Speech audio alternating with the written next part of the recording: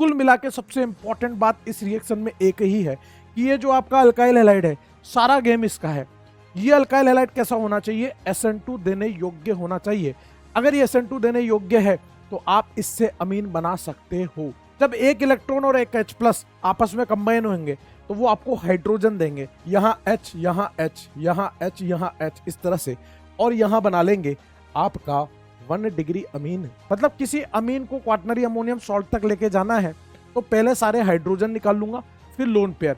Number of hydrogen और number of lone pair जितने मौजूद होंगे उतने मोल्स अल्काइल हैलाइड के लगेंगे किसी अमीन को क्वाटरनरी अमोनियम सॉल्ट में बदलने के लिए। नमस्कार बच्चों, स्वागत है आपका आज के लेक्चर में। आज का लेक्चर अपन अमीन्स का माइंड मैप लेक्चर रखा है। मेरा नाम है योगेश जैन। तो चलिए शुरू करते हैं अमीन्स का माइंड मैप लेक्चर। आज की क्लास में हमें क्या पढ़ना है दोस्त? अमीन्स पढ़ना है पूरा पूरा। थोड़ा इंपॉर्टेंट चैप्टर होता है, स्कोरिंग चैप्टर होता है। फटाफट से क्विकली इसकी कुछ रिएक्शन से जो रिवाइज कर लेते हैं, छोटी छोटी सी रिएक्शंस होती है, फटाफट रिवाइज हो जाएगी। छोटा सा चैप्टर है, ज्यादा बड़ा नहीं है। सबसे पहले तो हम बात करेंगे कैसे कैसे हम method of preparation of amines बना सकते हैं। पहले मैं आपको थोड़ा सा हल्का सा चौड़ बता के फिर वापस इसको माइंड मैप में कन्वर्ट कर दूंगा। आइए कैसे कैसे बना सकते हैं वो देखिए दोस्त। सबसे पहले तो नाइट्रो कंपाउंड के रिडक्शन से हम लोग अमीन बना सकते हैं। हमारा कैसे? लिथियम एल्यूमिनियम हाइड्राइड से रिड्यूस करके या H2 निकल से रिड्यूस करके, या कोई भी मेटल और एसिड का कॉम्बिनेशन ले लीजिए। मेटल क्या करता है? आपको इलेक्ट्रॉन देता है। और एसिड क्या करता है? जैसे HCl हो गया, वो क्या करेगा? आपको H+ देगा। जब एक इलेक्ट्रॉन और एक H+ आपस में कंबाइन होंगे तो वो आपको हाइड्रोजन देंगे। और गेन ऑफ हाइड्रोजन ही तो रिडक्शन होता है ना। Gain of hydrogen he reduction होता है। तो रिडक्शन क्या होता है? Gain of hydrogen, loss of oxygen या गेन ऑफ इलेक्ट्रॉन, इनमें से कुछ भी हो रहा हो, इसका मतलब वो रिडक्शन है।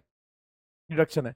तो RnO2 के साथ जब आप लिथियम एल्यूमिनियम हाइड्राइड H2 निकल या मेटल प्लस एसिड में टिन HCl ले सकते हो, आयरन HCl ले सकते हो, जिंक HCl ले सकते हो, तो आपको क्या मिलेगा?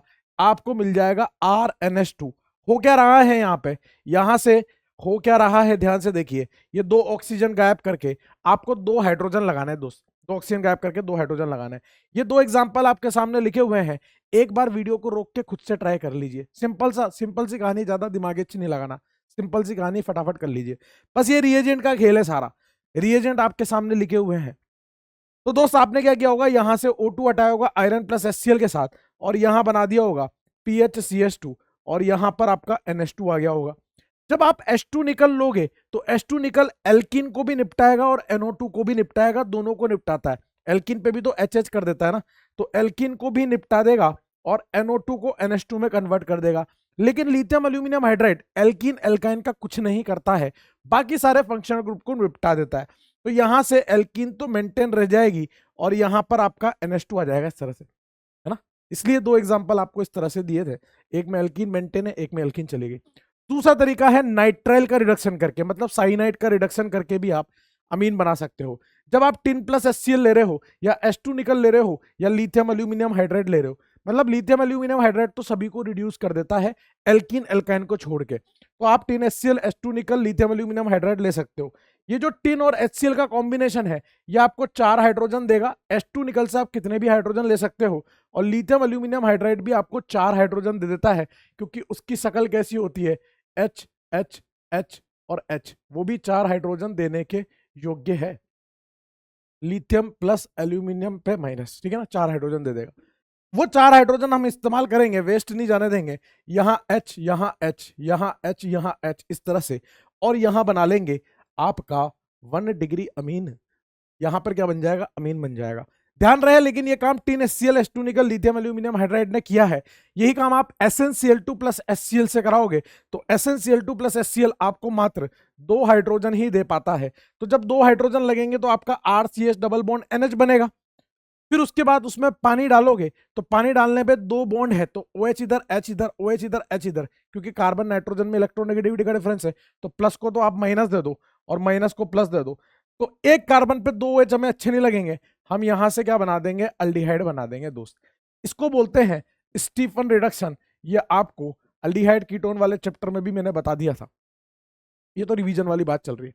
तो अगर आप SnCl2 प्लस HCl ले रहे हो तो आपका अल्डिहाइड बनेगा। टिन HCl ले रहे हो तो अमीन बनेगा साइनाइड के साथ। ये आपको एक एग्जांपल दिया है, वीडियो को रोक के फटाफट इसको ठोक दे। चल चल, शाबाश शाबाश। साइनाइड है तो साइनाइड लिथियम एल्यूमिनियम हाइड्राइड क्या करेगा, पूरा पूरा उसको रिड्यूस कर देगा अमीन में। टिन प्लस HCl भी क्या करेगा, पूरा पूरा रिड्यूस कर देगा उसको अमीन में। और SnCl2 प्लस HCl क्या करेगा, उसको अल्डिहाइड तक ही लेके जा पाएगा। साइनाइड का क्या बन जाएगा, अल्डिहाइड बन जाएगा स्टीफन रिडक्शन से। तीसरा तरीका है अमाइड का रिडक्शन करा दो। अमाइड का रिडक्शन आप लिथियम एल्यूमिनियम हाइड्राइड से करा सकते हो, लेकिन H2 निकल से नहीं करा सकते। या फिर आप B2H6 भी ले सकते हो इसका रिडक्शन कराने के लिए। जब आप इसका रिडक्शन कराओगे तो यहाँ H, यहाँ H, यहाँ H, यहाँ H, लिथियम एल्यूमिनियम हाइड्राइड आपको 4 हाइड्रोजन दे देता है। तो यहाँ से क्या बन जाएगा दोस्त, RCH2NH2 बन जाएगा दोस्त, RCH2NH2। ये 3 एग्जाम्पल लिखे हैं, फटाफट से वीडियो को रोक के इसको ठोक दे, वीडियो को रोक के इसको ठोक दे दोस्त फटाफट से। तो यहाँ पे आपने 4 हाइड्रोजन जोड़े होंगे इस तरह से, तो यहाँ क्या बन जाएगा, CH3CH2NH2 इस तरह से बन जाएगा दोस्त। यहाँ क्या बन जाएगा, इसको काटोगे तो HHHH, यहाँ बन जाएगा मेरे भाई PHCH2NH2, यहाँ क्या बन जाएगा HHHH, तो यहाँ पे बन जाएगा मेरे भैया दोस्त ये वाला अमीन बन जाएगा। बात समझ गए, ये 3 मेथड से। अगला मेथड देखिए, अगला मेथड है Gabriel phthalimide synthesis, very important method, primary amines को बनाने का बेस्ट मेथड है। सुनिएगा दोस्त, ये है आपका थैलीमाइड, आपने ऐसा देखा होगा ऐसा, इसको बोलते हैं थैलिक एसिड। जब कार्बोक्सिलिक एसिड होते हैं ना, थैलिक एसिड, अगर मैं यहाँ NH2NH2 लगा दूं, इसको बोलते हैं थैलामाइड। यहां से मैं अमोनिया निकाल के ये बना दूं तो उसको बोलते हैं थैलीमाइड। ये थैलामाइड था, थैलामाइड से थैलीमाइड बनता है। अब यहां खेल किसका है, पहले नंबर पे आपको एक्वस QH डालना है, दूसरे पे अल्काइल हैलाइड, फिर तीसरे नंबर पे QH या NaOH को डालना है। यहां से जो अमीन बनेगा वो RNH2 बनेगा और उसके साथ थैलिक एसिड का सॉल्ट बनेगा, क्योंकि माहौल बेसिक है। माहौल कैसा है दोस्त, माहौल बेसिक है ना, NaOH दिया हुआ है। यहाँ पे सीधे शॉर्टकट की बात करते हैं, ज्यादा इधर उधर की बात नहीं करेंगे। ये आपका थैलीमाइड है और ये आपका अल्काइल हैलाइड है। आपको यहाँ से क्या करना है, HX को निकाल देना है। HX निकालने के बाद NR से जुड़ जाएगा। जुड़ने के बाद आपको क्या करना है दोस्त, यहां से इसको काटना है, यहां पर OH और यहां पर H दे देना, यहां पर OH और यहां पर H दे देना हाइड्रोलिसिस करके, तो RNH2, जो अल्काइल हैलाइड का R है ना, उसी से NH2 जुड़ेगा। कहने का मतलब है ये जो X है ना, इसी की जगह पर NH2 आएगा, लेकिन आएगा SN2 रिएक्शन करके। इसलिए R जो है वो CH3 1 डिग्री 2 डिग्री होना चाहिए, 3 डिग्री वाला नहीं होना चाहिए। कुल मिला के सबसे इंपॉर्टेंट बात इस रिएक्शन में एक ही है कि ये जो आपका अल्काइल हैलाइड है, सारा गेम इसका है। ये अल्काइल हैलाइड कैसा होना चाहिए, SN2 देने योग्य होना चाहिए। अगर ये SN2 देने योग्य है तो आप इससे अमीन बना सकते हो। इंपॉर्टेंट यही है, ये कैसा होना चाहिए, SN2 देने वाला, SN2 देने वाला होना चाहिए, बस और कुछ है ही नहीं इसमें। इस X की जगह पर NH2 लगाना है और कुछ नहीं करना, ज्यादा दिमाग नहीं लगाना, ठीक है। ये बेस्ट मेथड है 1 डिग्री अमीन बनाने का। केवल वो अल्काइल हैलाइड देंगे जो SN2 शो करते हैं। अब क्वेश्चन क्या बोल रहा है कि which of the following alkyl halide gives Gabriel phthalimide synthesis, कौन गैब्रियल थैलेमाइड सिंथेसिस से अमीन दे सकता है, तो जो SN2 दे सकता है वो दे सकता है। तो आप रोक के कर लो ना भाई, इतना तो कर सकते हो ना, रोक के कर लो। आपको पता है ये वाला अल्काइल हैलाइड दे देगा 1 डिग्री है, ये भी दे देगा 2 डिग्री है, लेकिन 3 डिग्री वाला SN2 नहीं देता। आपको पता है क्लोरीन का लोन पेयर यहाँ पर पाई बॉन्ड के साथ रेजोनेंस में पार्शियल डबल बॉन्ड कैरेक्टर आएगा, तो ये भी SN2 नहीं दे पाएगा। क्लोरीन का लोन पेयर यहाँ पे पाई बॉन्ड के साथ रेजोनेंस करके पार्शियल डबल बॉन्ड कैरेक्टर आएगा, तो ये भी SN2 नहीं दे पाएगा। ये 3 डिग्री है, ये भी SN2 नहीं दे पाएगा। अल्काइल फ्लोराइड भी SN2 नहीं देते हैं, लेकिन ये झमाझम SN2 देगा। उल्टा यहाँ तो डेल्टा प्लस और ज्यादा होगा इसके -I से, और ये 1 डिग्री भी है तो झमाझम SN2 देगा। इसी प्रकार से ये भी 1 डिग्री है और इसका डेल्टा प्लस भी झमाझम होगा, तो ये भी मस्त SN2 देगा। जो SN2 दे सकते हैं वहां से अमीन बना सकते हो, हेलोजन हटा के NH2 लगाना है। This is your Gabriel phthalimide synthesis. एकदम शॉर्ट में बता रहा हूं, मैकेनिज्म बताने का समय नहीं है, जिनका जरूरत होगी उनका बताऊंगा, ठीक है ना। फिर अगला है हॉफमैन ब्रोमामाइड डिग्रेडेशन। इससे भी हम लोग क्या कर सकते हैं, अमीन बना सकते हैं। ये अमाइड से अमीन बनाने का तरीका है। यहां जो अमीन बनेगा वो बनेगा RNH2 मेरे भाई। यहां पर अमाइड की रिएक्शन Br2 4 मोल QH हीट, यहां 4 भी इंपॉर्टेंट है, क्यों है वो बताऊंगा। पूछ लेता है वो Br2 के कितने मोल, तो Br2 के 1 मोल और QH के 4 मोल लगते हैं, तब जाके यहां अमीन बनता है।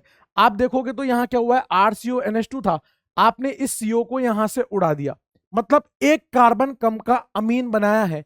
एक कार्बन को कम करोगे तो इस तरह की रिएक्शन को जिसमें कार्बन कम किए जाते हैं उसको बोलते हैं step down reaction. Hofmann bromamide degradation, degrade किया है हमने कार्बन को, इसलिए हॉफमैन ब्रोमामाइड डिग्रेडेशन बोल रहे हैं। एक और इंपॉर्टेंट बात, वो खैर मैकेनिज्म से क्लियर होगी कि यहाँ जो H आ रहा है वो कतई ये वाला H नहीं है। वो कौन सा H है? वो ये KOH वाला H है। मतलब जो सॉल्वेंट से H आ रहा होगा ना वो वाला H है।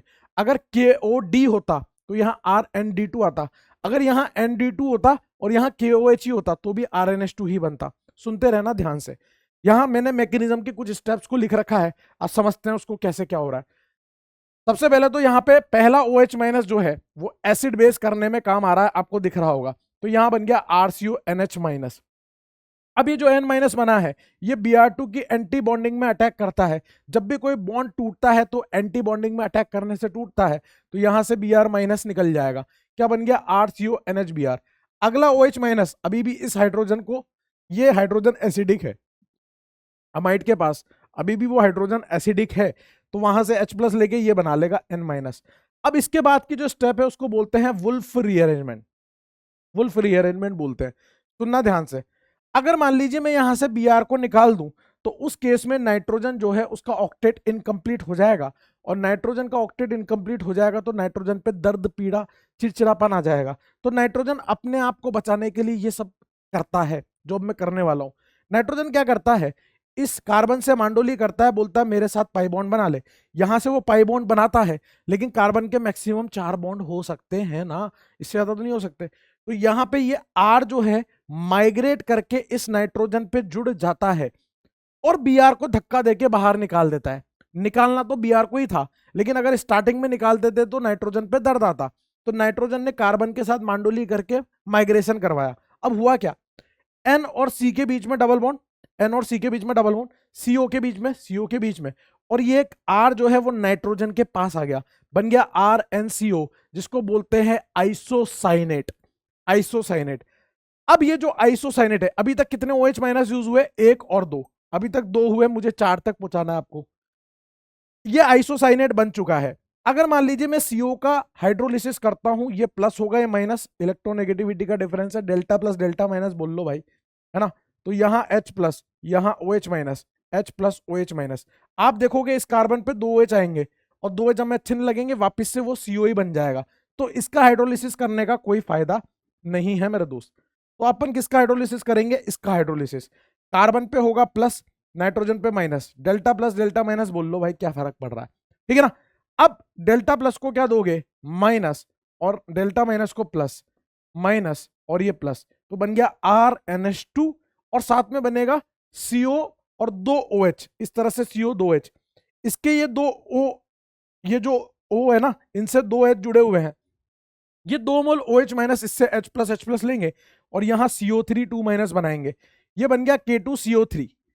तो 2 OH- यहां पे गए हैं, 2 यहां पे गए हैं, इसलिए 4 मोल KOH यहां पे यूज होते हैं, RnH2 बनता है। अभी मेरी बात खत्म नहीं है, सुनते रहो। ये जो H आए हैं वो कहां से आए हैं? ये जब मैंने इससे काटा था ना पानी से, और पानी कौन सा वाला था? वही KOH वाला, वहां से आए हैं। अगर KOH की जगह KOD होता तो ये D2O होता, तो यहां से D आते। बात समझ रहे हो आप? तो वहां से RnH2 बना। अब मैंने बाहर से कुछ भी नहीं किया, देखो नाइट्रोजन उससे जुड़ा हुआ ही था, नाइट्रोजन उससे जुड़ा, नाइट्रोजन उससे जुड़ा, मतलब ये नाइट्रोजन जो है वो वही है जो अमाइड से जुड़ा हुआ है, मतलब ये एक इंट्रामोलिकुलर प्रोसेस है, इंट्रामोलिकुलर प्रोसेस है। शांति से सुनते रहना। नाइट्रोजन को दर्द है, यहां पे नाइट्रोजन को तकलीफ है, तो आर क्यों सफर करेगा? आर तो सफर नहीं करेगा ना, यहां नाइट्रोजन को सफर करना पड़ेगा। अगर आर में कोई कायरल सेंटर होता मेरे दोस्त, जैसे आप यहां पे देखो MEHET, ये आर है और इसमें कायरल सेंटर है। अगर किसी आर में कायरल सेंटर है तो उसका कॉन्फ़िगरेशन यहां पे नहीं बदलता है। एक्चुअल में ये CON यूं करके पलटी मारता है, RNC ऐसा करके, ये NCO, यहां पे C डबल बॉन्ड ऐसे हो जाता है, मतलब पलटी मार के ये पलटी मारता है यहां से ऐसे करके। बात समझ रहे हो? क्योंकि दर्द किसको है? दर्द नाइट्रोजन को है, उसको अपना दर्द दूर करना है, तो वो पलटी मारेगा ना, आर क्यों मारे। इसलिए यहां पर आर का कॉन्फ़िगरेशन चेंज नहीं होता है। ये एक इंट्रामोलिकुलर प्रोसेस है, ध्यान रखिए। जिसमें आर का कॉन्फ़िगरेशन चेंज नहीं होता है। और वो जो 2 हाइड्रोजन है वो कहाँ से आते हैं, यहाँ से आते हैं, इतनी सी बात ध्यान रखनी है। नाइट्रोजन उसी का रहेगा, आपको करना क्या है, CO को उड़ाना है, दैट्स इट। अब इसमें क्या इंटरमीडिएट वगैरह पूछ लेता है, तो ये इंटरमीडिएट होता है, पूछा हुआ है पहले भी इस तरह से, तो इंटरमीडिएट का थोड़ा ध्यान रखें। खैर Br2 एक ही मोल यूज हुआ था, दिख रहा है आपको, है ना। अब जैसे यहाँ पे 3 एग्जाम्पल लिखे हुए हैं, ठीक है ना। मैंने आपको बताया ये एक इंट्रामोलिकुलर प्रोसेस है, बाहर से कोई आइटम नहीं आ रहा, मतलब नाइट्रोजन अंदरूनी वाला है और वो जो हाइड्रोजन है वो OH वाले पार्ट से आ रहे हैं, ठीक है। तो अब बताइए आप यहाँ पे क्या प्रोडक्ट बनेगा। अगर Br2 प्लस QH दे रखा है तो आप यहाँ से CO उड़ाओगे और यहाँ H है तो हमारा ध्यान इस H पे होगा, तो यहाँ से ये एनिलीन बन जाएगा। लेकिन यहाँ पे D है मेरे दोस्त, और अगर यहाँ D है तो CO को उड़ा के तू क्या बनाएगा मेरे भाई, यहाँ बनाएगा PHND2। बात समझ गया क्या, क्लियर हो रही है बात, ठीक है ना। फिर मैं तेरे से कह रहा हूं कि ये MEHET जैसे सजे हुए हैं इसको वैसा का वैसा रखना है, मतलब ये MEHET अपनी जगह से नहीं हिलेंगे, ये ऐसे कैसे रहेंगे। और यहां से CO को उड़ा दे इस H का ध्यान रखते हुए, और यहां बन जाएगा NH2। कहने का मतलब ये है जिस तरफ CONH2 लिखा है उसी तरफ NH2 रहेगा, जिस तरफ CONH2 लिखा है उसी तरफ NH2 रहेगा। तकलीफ किसको थी, नाइट्रोजन को थी, इसको वुल्फ रीअरेंजमेंट बोलते हैं, ठीक है ना, वुल्फ रीअरेंजमेंट। ये अपने आप को बचाने के लिए कर रहा है। फिर देख 2 डिफरेंट अमाइड ले रखे हैं Br2QH के साथ, मैंने बोला इंट्रामोलिकुलर प्रोसेस है, इसका मतलब ये है कि यहां जो अमीन बनेगा ना वो 15 वाला बनेगा, यहां जो बनेगा ना वो कौन सा बनेगा, वो ये वाला बनेगा। मतलब इसका नाइट्रोजन इसी के साथ रहेगा, इसका नाइट्रोजन इसी के साथ रहेगा, एक्सचेंज नहीं होंगे। समझ गया ना, इंट्रामोलिकुलर का मतलब क्या है, खुद के। ये कहानी थी। मैंने जो एग्जाम्पल्स हैं वो इस तरह से ले रखे हैं जिसमें सारी बातें आ जाए, समझ रहे होंगे आप, है ना, एक एक एग्जाम्पल वाले ले रखे हैं। चलिए दोस्त आगे बढ़ते हैं। अगला देखिए एक और तरीका है ammonolysis of alkyl halide. Alkyl halide के बॉन्ड को अमोनिया से तोड़ के भी हम अमीन बना सकते हैं।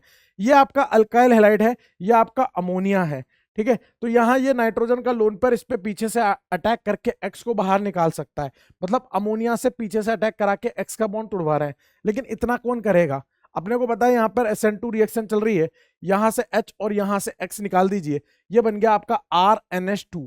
एक्चुअल में ये RNH2 ऐसे बना है, 1 डिग्री अमीन बन गया, मतलब अमोनिया से आपने अमीन बना दिया, या आप ऐसे बोल सकते हो अल्काइल हैलाइड से आपने अमीन बना दिया। बात समझ गए होंगे। अब ये जो अमीन है अभी भी इस पे लोन पेयर है, ये पीछे से अटैक करके सेक्स को फिर निकाल सकता है। तो अब देखिए, अब यहां से H और X निकाल देंगे तो क्या बन गया RNHR। ये था आपका 1 डिग्री अमीन, ये आपका 2 डिग्री अमीन बन गया, 2 डिग्री अमीन।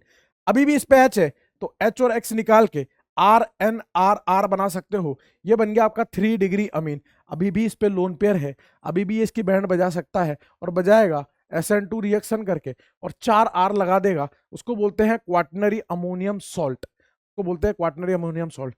अब सुनिए, अगर आपके पास अल्काइल हैलाइड भर भर के दे रखे हैं तो आप क्वाटनरी अमोनियम सॉल्ट तक जाओगे। अगर अल्काइल हैलाइड लिमिटेड है, मान लीजिए अगर एक इक्विवेलेंट अल्काइल हैलाइड होता तो 1 डिग्री अमीन पे रुकते, 2 मोल अल्काइल हैलाइड के दिए होते तो 2 डिग्री पे रुकते, 3 मोल दिए होते तो 3 डिग्री पे, और अगर भर भर के दिया है तो क्वाटनरी पे जाओगे। अब और सुनिए, और सुनिए, मान लीजिए मेरे को किसी आइटम को, जैसे अमोनिया हुआ, 1 डिग्री अमीन हुआ, 2 डिग्री अमीन हुआ, या 3 डिग्री अमीन हुआ, इनको मुझे क्वाटनरी अमोनियम सॉल्ट में बदलना है। तो आपने क्या ऑब्जर्व किया, जितने हाइड्रोजन और लोन पेयर थे वही तो एक्सचेंज हो रहे थे आर से। अगर मैं यहां अमोनिया को देखूं, मेरे पास भर भर के अल्काइल हैलाइड है, तो इसके 3 हाइड्रोजन निपटे पहले तो HX HX HX करके, फिर इसका लोन पेयर निपटा क्वाटनरी अमोनियम सॉल्ट के लिए। मतलब किसी अमीन को क्वाटनरी अमोनियम सॉल्ट तक लेके जाना है तो पहले सारे हाइड्रोजन निकाल लूंगा, फिर lone pair. Number of hydrogen और नंबर ऑफ लोन पेयर जितने मौजूद होंगे उतने मोल्स अल्काइल हैलाइड के लगेंगे किसी अमीन को क्वाटनरी अमोनियम सॉल्ट में बदलने के लिए। जैसे अमोनिया में 4 लगे, 3 हाइड्रोजन 1 लोन पेयर। जैसे अगर अमीन की बात करूं तो इसमें 2 हाइड्रोजन और 1 लोन पेयर है, तो 2 हाइड्रोजन की जगह 2 R और 1 लोन पेयर की जगह तो कितने मोल में काम चल जाएगा, 3 मोल अल्काइल हैलाइड में। यहां पर देखोगे तो 1 हाइड्रोजन है और 1 लोन पेयर है, तो 1 हाइड्रोजन 1 लोन पेयर मतलब 2 मोल में काम चल जाएगा अल्काइल हैलाइड के, इसको क्वाटनरी में बदलने के लिए। 3 डिग्री में देखोगे तो इसमें हाइड्रोजन नहीं है, केवल लोन पेयर है, तो 1 मोल अल्काइल हैलाइड से ही इसको हम क्वाटनरी अमोनियम सॉल्ट में बदल सकते हैं।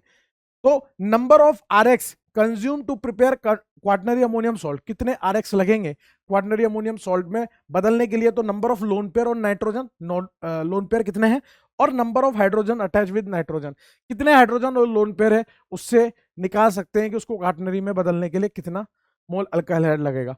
जैसे यहाँ पे कुछ एग्जांपल्स लिखे हैं, how many moles of alkyl halide required to convert following amines into quaternary ammonium salt.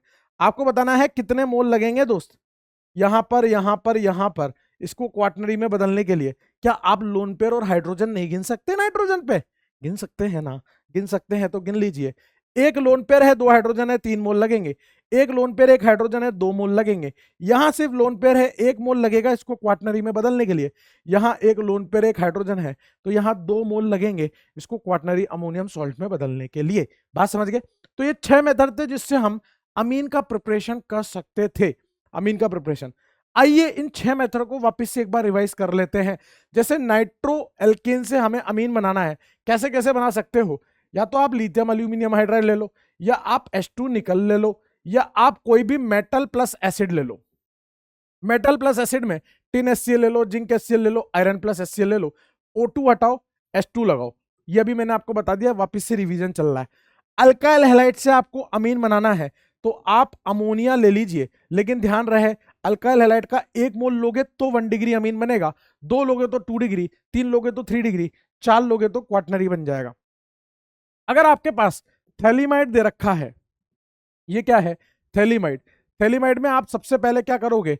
Aqueous KOH डालोगे, सेकेंड नंबर पे अल्काइल हैलाइड, और थर्ड नंबर पे फिर आपको फिर से बेस लेना पड़ेगा, और सारा गेम अल्काइल हैलाइड का है। जो अल्काइल हैलाइड SN2 देने योग्य होते हैं वही आपको अमीन देते हैं। जिस तरफ X है उसी तरफ NH2 लगा के आपको खेलना है। बात समझ गए? फिर RCONH2 अमाइड से कैसे अमीन बना सकते हो? इस CO को उड़ा के, और वो कौन करेगा? Br2 प्लस 4 KOH हीट करेगा ना। ये हॉफमैन ब्रोमोमाइड डिग्रेडेशन, एक कार्बन डिग्रेड करके हम ये वाला अमीन बना रहे हैं। हमें RCH2NH2 बनाना है। एक्चुअल में यहाँ पे तो क्या है, कार्बन कम वाली बात चल रही थी, R से डायरेक्ट NH2 अटैच था। यहाँ RCH2NH2 थोड़ा डिफरेंट तरह का अमीन है इससे, तो वो कैसे बना सकते हैं वो देखिए। साइनाइड से कैसे बना सकते हैं? या तो आप लिथियम एल्यूमिनियम हाइड्राइड ले लीजिए, या आप H2 निकल ले लीजिए, या आप टिन प्लस HCl ले लीजिए। SnCl2 नहीं, टिन प्लस HCl। तो आप कैसे बना सकते थे? 4 हाइड्रोजन लगा के आप इसको RCH2NH2 में कन्वर्ट कर सकते थे। अमाइड से कैसे बना सकते हो? लिथियम एल्यूमिनियम हाइड्राइड लेके। ध्यान रहे यहां से भी अमाइड से अमीन बन रहा है, यहां से भी बन रहा है, लेकिन इस कार्बन को मेंटेन करते हुए, इस कार्बन को उड़ाते हुए। फर्क समझ रहे हो? फर्क समझ रहे हो? कार्बन को मेंटेन करते हुए, कार्बन को उड़ाते हुए, दोनों में फर्क है। ये था आपका मेथड ऑफ प्रिपरेशन ऑफ अमीन। मेरे हिसाब से बात क्लियर होगी। आगे बढ़ते हैं दोस्त, केमिकल प्रॉपर्टीज ऑफ अमीन की बात करते हैं। आपने जीओसी के अंदर रिवाइज कर लिया होगा बेसिक स्ट्रेंथ की बात, तो बेसिक स्ट्रेंथ को एक बार वापस से रिवाइज कर लेते हैं। कोई भी तगड़ा बेस कब होता है? जब उसकी इलेक्ट्रॉन देने की चाहत ज्यादा होती है। और कोई भी इलेक्ट्रॉन कब देना चाहता है? जब वो इलेक्ट्रॉन को रख के तकलीफ में आ रहा हो, दर्द में आ रहा हो, तब वो इलेक्ट्रॉन को जल्दी देगा। बात समझ रहे हो? जैसे मान लो कि किसी के पास बहुत ज्यादा इलेक्ट्रॉन है, तो वो उसको रख नहीं पा रहा, अकोमोडेट नहीं कर पा रहा। ऐसा कैसे? जैसे मान लो आप किसी शादी में गए हो, आपने इधर पनीर ठूस ठूस के भर रखा है, इधर चावल, इधर दही फंसा रखा है ना, यहाँ पे कानों में से सूप बह रहा है, नाक में से दाल निकल रही है। तो उस केस में क्या करोगे? अनस्टेबल फील करोगे, तो आप बाहर निकालना चाहोगे किसी भी रास्ते से। उसी तरह से बेस भी क्या होता है, जितने ज्यादा उसके पास इलेक्ट्रॉन होंगे और इलेक्ट्रॉन को रख के जितना अनस्टेबल फील कर रहा होगा, उतनी जल्दी वो इलेक्ट्रॉन देना चाहेगा, उतना तगड़ा बेस होगा। तो more is the instability due to electron, more will be basic strength. इस लाइन से सारे क्वेश्चन सॉल्व होते हैं। जितना ज्यादा इलेक्ट्रॉन को रख के अनस्टेबल फील कर रहा होगा, उतनी जल्दी दे के खुद को स्टेबल बना के मतलब बढ़िया फील कराएगा। तो कॉन्सेप्ट नंबर 1, कुछ कॉन्सेप्ट है जिससे आपको सोचना पड़ता है, जैसे इलेक्ट्रोनेगेटिविटी के बेस पे। तो basic strength is inversely proportional to electronegativity. आप जानते हो कि जो जितना ज्यादा इलेक्ट्रोनेगेटिव होगा वो इलेक्ट्रॉन को पकड़ के रखेगा, छोड़ेगा नहीं आसानी से। तो जो कम इलेक्ट्रोनेगेटिव होगा वो जल्दी दे देगा। तो मोर इलेक्ट्रोनेगेटिव पे नेगेटिव चार्ज स्टेबल होता है, और कम इलेक्ट्रोनेगेटिव पे अनस्टेबल होता है। नीचे ये लिखा हुआ है, इसका बेसिक स्ट्रेंथ का ऑर्डर बता दे। चल फटाफट, चल चल चल चल जल्दी से बता दे बेटा। तो आप जानते हो फ्लोरीन ज्यादा इलेक्ट्रोनेगेटिव है, कार्बन कम इलेक्ट्रोनेगेटिव है, तो कार्बन जल्दी से इलेक्ट्रॉन दे देगा, क्योंकि मोर इलेक्ट्रोनेगेटिव पे नेगेटिव चार्ज स्टेबल है और हमें किसकी चाहते हैं, अनस्टेबल की, ठीक है ना। दूसरा, basic strength directly proportional to negative charge. भाई मैंने अभी आपको बताया कि कोई भी स्पीसी क्या होना चाहती है, न्यूट्रल होना चाहती है। अगर आपने भर भर के खा रखा है तो उस केस में आपको कैसा फील होगा, अनस्टेबिलिटी फील होगी। जब आप निकाल दोगे तब आप न्यूट्रल फील करोगे।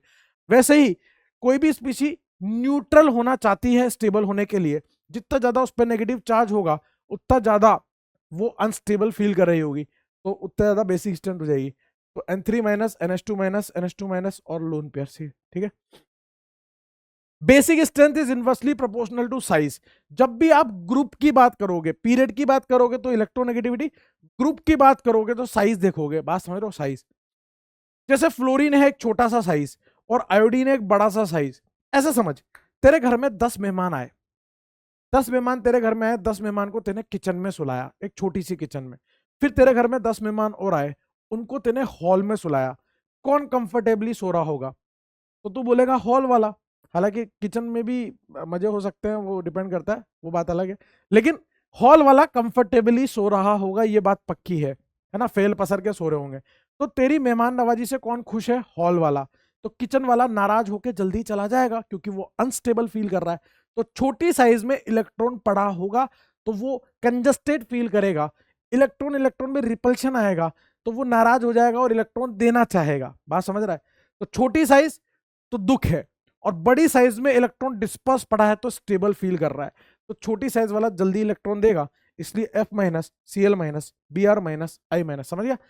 बड़ी साइज में इलेक्ट्रॉन डिस्पर्स है, स्टेबल है। छोटी साइज में कंजस्टेड है, अनस्टेबल है। जो अनस्टेबल है वो जल्दी देगा अपने आप को स्टेबल करने के लिए। और बेसिक स्ट्रेंथ कैसे देखते हैं? जितनी ज्यादा इलेक्ट्रॉन देने की टेंडेंसी होगी। इलेक्ट्रॉन देने की टेंडेंसी कब ज्यादा होगी? जब इलेक्ट्रॉन होंगे, इलेक्ट्रॉन डेंसिटी होगी। और इलेक्ट्रॉन डेंसिटी कब ज्यादा होगी? जब ज्यादा से ज्यादा डोनेटिंग ग्रुप लगे होंगे और कम से कम खींचने वाले, मतलब इलेक्ट्रॉन विड्रॉइंग ग्रुप लगे होंगे। डोनेटिंग कौन से होते हैं? +M +H +I, ये ग्रुप लगे हैं तो मजा है। -M -H -I तो सजा है। बात समझ गए? तो अब हम इनको बेसिक स्ट्रेंथ के कुछ चुनिंदा क्वेश्चंस मैंने ले रखे हैं जिनके आने के चांसेस सबसे ज्यादा होते हैं। तो इनमें सारी चीजें कवर हो जाएगी, ठीक है ना। आपको बस ये बताना है किसकी बेसिक स्ट्रेंथ ज्यादा होगी। जैसे पहला है, यहां नाइट्रोजन पे लोन पेयर, यहां नाइट्रोजन पे लोन पेयर, यहां नाइट्रोजन पे लोन पेयर। तो ये क्या है दोस्त? ये है sp3, ये है sp2 और ये है sp। और आप जानते हो कि इलेक्ट्रोनेगेटिविटी sp की sp2 से ज्यादा, sp2 की sp3 से ज्यादा होती है। और मोर इलेक्ट्रोनेगेटिव पे इलेक्ट्रॉन खुश रहता है, स्टेबल रहता है, तो जल्दी से कौन देगा? लेस इलेक्ट्रोनेगेटिव वाला। तो यहां पर बेसिक स्ट्रेंथ क्या आ जाएगी? A B C। यहां पर देखोगे नाइट्रोजन पे लोन पेयर, नाइट्रोजन पे लोन पेयर, नाइट्रोजन पे लोन पेयर, सब sp3 है। लेकिन इसके पीछे +I है, इसके पीछे -I है और इसके पीछे भी -I है। और इसका -I sp वाले का sp2 से ज्यादा होगा। और हमें क्या चाहिए? इलेक्ट्रॉन देने वाले ग्रुप चाहिए, इलेक्ट्रॉन खींचने वाले नहीं चाहिए। तो देने वाला कौन है? +I, इसलिए A सबसे ज्यादा, फिर B, फिर C। बात समझिए? यहां पे नाइट्रोजन का लोन पेयर है, यहां नाइट्रोजन का लोन पेयर है। ये लोन पेयर कैसा है? रेजोनेंस में जा रहा है, मतलब ये डीलोकलाइज्ड है। और ये नाइट्रोजन का लोन पेयर कैसा है? लोकलाइज्ड है। ये लोकलाइज है। आने वाले 25 साल बाद आप इसको देखोगे तब भी ये लोकलाइज यहीं पड़ा होगा। 50,000 साल बाद कभी किसी दुनिया में जन्म ले लिया तब भी ये यहीं पड़ा होगा, लोकलाइज होगा, दुखी की तरह बैठा होगा। लेकिन ये डिस्पर्स हो चुका है, ये फैल चुका है, इसके ऊपर से चार्ज कम हो चुका है, इलेक्ट्रॉन कम हो चुके हैं। तो इसकी देने की चाहत ज्यादा होगी या इसकी? आप बोलोगे इसकी। तो B A होगा बेसिक स्ट्रेंथ। या फिर ऐसे समझ लो, ये नाइट्रोजन sp3 है, जब ये इलेक्ट्रॉन देगा तो ये नाइट्रोजन sp2 हो जाएगा, तो sp3 वाला जल्दी देगा। अगला देखो, अगला क्वेश्चन। यहां आप देखोगे तो ये नाइट्रोजन का लोन पेयर डीलोकलाइज है, यहां ये नाइट्रोजन का लोन पेयर डीलोकलाइज है, ये नाइट्रोजन का लोन पेयर लोकलाइज है। जब लोन पेयर और पाइबॉन्ड दोनों होते हैं तो पाइबॉन्ड चलता है रेजोनेंस में, लोन पेयर वहीं पड़ा रहता है। ये नाइट्रोजन का लोन पेयर भी कैसा है? लोकलाइज्ड। और ये कैसा है? sp3 है। ये कैसा है? sp2 है। ये जब लोन पेयर चलेगा तो ये भी sp2 हो जाएगा और ये भी sp2 हो जाएगा। ये भी कैसा है? डीलोकलाइज्ड। लेकिन ये सिर्फ रेजोनेंस में जा रहा है। ये नाइट्रोजन का लोन पेयर एरोमेटिसिटी में पार्टिसिपेट कर रहा है और ये लोकलाइज्ड है। और जो एरोमेटिसिटी या रेजोनेंस में पार्टिसिपेट कर रहे हैं वो तो स्टेबल फील कर रहे होंगे, जो नहीं कर पा रहे वो दुखी होंगे, वो अनस्टेबल होंगे। अब ये दोनों दुखी हैं, लेकिन इन दोनों में ज्यादा दुखी ये है क्योंकि sp3 है। तो D फिर C। अब B और A में ए वाला छोटे फैक्टर में, ये सिर्फ रेजोनेंस में, ये बड़ा फैक्टर है, एरोमेटिसिटी से स्टेबल हो रहा है, तो डी सी ए बी ये बेसिक स्ट्रेंथ का ऑर्डर हो जाएगा। फिर ये है ग्वानिडीन, यहाँ पे ये नाइट्रोजन का लोन पेयर है, ये नाइट्रोजन का लोन पेयर है। बच्चे कंफ्यूज रहते हैं कि सर ये वाला लोन पेयर बेसिक स्ट्रेंथ में जाएगा या ये वाला, मतलब किससे बेस की तरह बिहेव करेगा।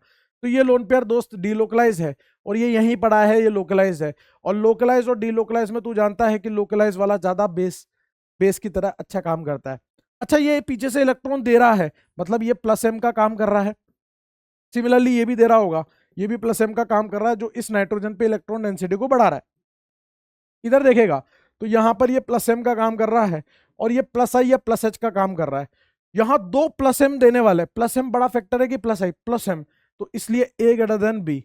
ये जो ग्वानिडीन है ये कैसा है, most basic nitrogen containing compound, most basic nitrogen containing organic base होता है। ये सबसे ज्यादा बेसिक है, अभी तक जितने बताया उसमें सबसे ज्यादा बेसिक होता है ये हमारा guanidine, most basic nitrogen containing organic base. समझ गया ना, ये डीलोकलाइज है, वो लोकलाइज है, तो लोकलाइज वाली बेसिक साइट। तो पीछे जो ग्रुप लगे उनका इफेक्ट देख लिया, ये प्लस एम लगा रहे हैं, ये प्लस एम लगा रहे हैं, दो प्लस एम, जबकि ये प्लस एम लगा रहा है, प्लस आई लगा रहा है, तो वो ज्यादा इलेक्ट्रॉन डेंसिटी वाला हो गया ना। एलिफेटिक अमीन्स में बेसिक स्ट्रेंथ कैसे देखते हैं, ये थोड़ा याद करने वाली चीज है। गैसियस फेज में कैसे देखेंगे, आपको पता है कि जितना ज्यादा पीछे से देने वाले ग्रुप लगे होंगे जैसे प्लस आई वाले, तो उतनी ज्यादा बेसिक स्ट्रेंथ होगी। तो यहाँ पे 3 आर का 3 प्लस आई, 2 आर का 2 प्लस आई, 1 आर का 1 प्लस आई, और यहाँ तो कुछ है ही नहीं। तो जितना ज्यादा प्लस आई होगा उतना ज्यादा इलेक्ट्रॉन डेंसिटी बढ़ेगी, उतनी ज्यादा बेसिक स्ट्रेंथ। लेकिन ये गैसियस फेज में था। एक्वस फेज में लफड़ा है, और वो भी सिर्फ मिथाइल और इथाइल तक ही हमें जानना है। वो लफड़ा हमें मिथाइल इथाइल तक ही जानना है। मिथाइल जो है उसके लिए नंबर चलता है 213 और इसके लिए 231, 2 degree 1 degree 3 degree, 2 degree 3 degree 1 degree. Aqueous phase की बात चल रही है, भाड़ में क्या रीजन, छोटे के लिए छोटा नंबर, मिथाइल छोटा ग्रुप होता है, छोटे के लिए छोटा नंबर, बड़े के लिए बड़ा नंबर। मिथाइल छोटा है तो छोटे के लिए छोटा नंबर, इथाइल बड़ा है तो बड़े के लिए बड़ा number. 2 degree 1 degree 3 degree then ammonia, 2 degree 3 degree 1 degree then ammonia. यहां पे रीजन ये होता है कि sometimes inductive effect, sometimes hydrogen bonding और सॉल्वेशन, ये 3 तरीके से यहां से ये ऑर्डर निकल के आता है। इतना जानने से अच्छा है कि ये बात याद रख लो, मिथाइल के लिए 213, इथाइल के लिए 231, क्यों दिमाग लगा रहे हो फालतू की चीज में। ठीक है दोस्त, मिथाइल इथाइल के लिए, और आगे जाना ही नहीं है। नेक्स्ट केमिकल प्रॉपर्टी देखो, एक तो अपन ने बेसिक स्ट्रेंथ की बात कर ली, अगली केमिकल प्रॉपर्टी अल्काइलेशन, वो हम पढ़ चुके हैं मेथड ऑफ प्रिपरेशन में ही।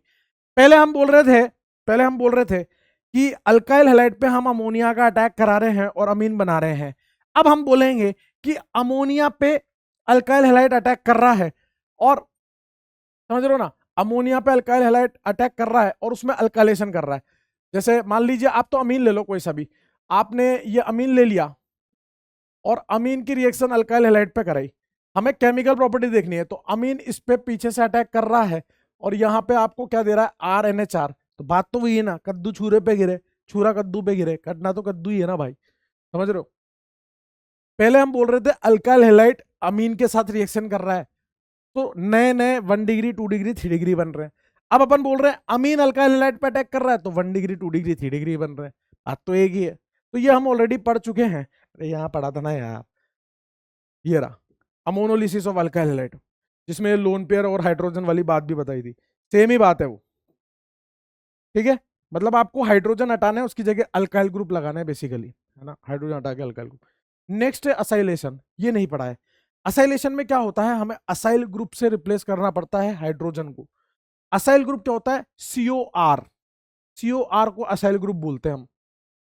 अब मैं थोड़ी देर के लिए इस RNH2 को देख बेटा, मैं ऐसे कर रहा हूं, ऐसे लिख रहा हूं RNHH, तो यहां H पे प्लस होगा, N पे माइनस होगा, डेल्टा प्लस डेल्टा माइनस बोल ले, लेकिन अभी समझने के लिए प्लस माइनस बोल ले। असाइल ग्रुप क्या होता है, असाइल ग्रुप होता है COCH3, ये एसिटाइल ग्रुप है, अगर मैं RCO कर दूं तो वो असाइल ग्रुप हो जाएगा, ठीक है ना, वो असाइल। तो मुझे इस अमीन का क्या कराना है, असाइलेशन कराना है। अब करना क्या है, सुन, यहाँ पे ये प्लस है और ये माइनस है, प्लस को तो माइनस दे दे, माइनस को प्लस दे दे, तो H और Cl चला जाएगा और RCO के साथ ये लग जाएगा CH3CO के साथ। तो यहां क्या बन गया, RNHCOCH3, मतलब इसका क्या हो गया, एसिटाइलेशन हो गया। सिमिलरली यहां पे देख, यहाँ पे देखेगा तो ये प्लस और ये माइनस, तो CH3CO प्लस को तो इस माइनस को दे दे और CH3CO माइनस को इस H प्लस को दे दे, तो क्या बन जाएगा RNHCO CH3, एसिटाइलेशन हो गया। इसी तरह से यहाँ पे प्लस यहाँ पे माइनस, तो माइनस तो प्लस को और प्लस माइनस को दे दे, तो यहां से क्या बन जाएगा दोस्त RNH, इस पे ये COPH जुड़ जाएगा, COPH। इसको तो बोलते हैं एसिड, COCH3 जोड़ा था ना, तो इसको बोलते हैं एसिटाइलेशन, इसको बोलते हैं बेंजोइलेशन। क्या बोलते हैं? बेंजोइलेशन।